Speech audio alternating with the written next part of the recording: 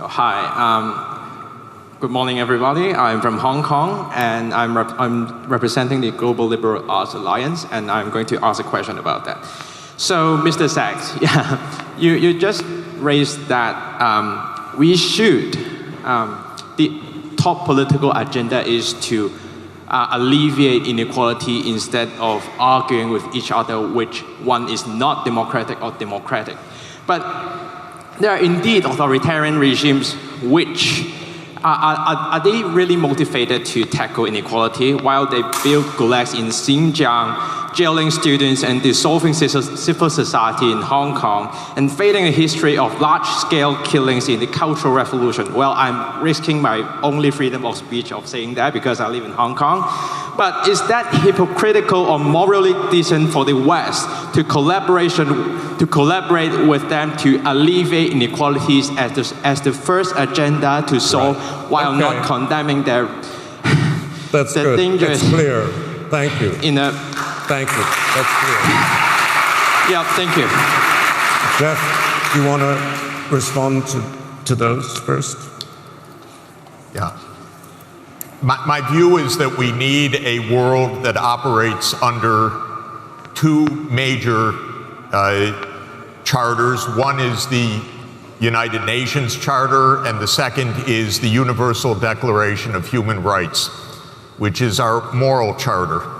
That's a multilateral charter. It is based on the idea of international cooperation that was envisioned after the horrors of World War II. It is, in my view, the basis for peace. In 1990, the basis for peace, when Gorbachev called for the end of the Warsaw Pact, was the end of NATO, actually, as well, and Europe living under a European security framework, and that's what the OSCE could provide.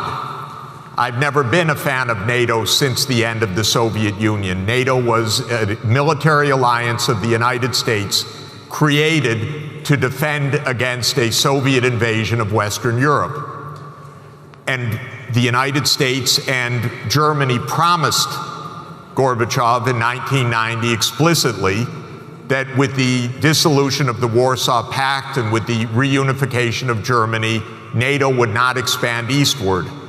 That promise was immediately reneged by Clinton and then by Bush, and then it has continued under Obama and under Trump, up to and including NATO in the Black Sea, which, if anyone knows the history of the Black Sea, is absolutely viewed by Russia as the core of Russian security. And so it is a pure provocation, in my view. And it is a predictable outcome that we have this kind of explosion. So to my mind, prudence, that was the idea that I was emphasizing yesterday. Prudence, which is one of the four virtues, practical wisdom, it's often translated, or phronesis in Greek, means situational awareness, that you act in a way which is wise. And that's what we are lacking right now. And I know exactly why we're lacking it, because in 1992, the leaders in my country, many of my colleagues at Harvard and elsewhere, said, we are now the unchallenged colossus of the world. We can do what we want. Jeffrey, and just to say, wait, just let me, because he asked, I'm going to finish the answer, and then I will give the floor to you. Sorry. Okay, just to say, if you say who made most of the wars of recent years, first, NATO bombed Serbia in 1999. UN, no way. The invasion of Iraq under complete lies, not misunderstanding, but lies.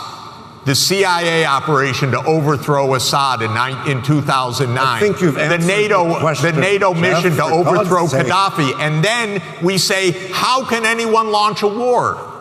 Well, 4 of the last 5 came from the United States side. And NATO enlargement did as well. We need some balance and prudence. That's my point.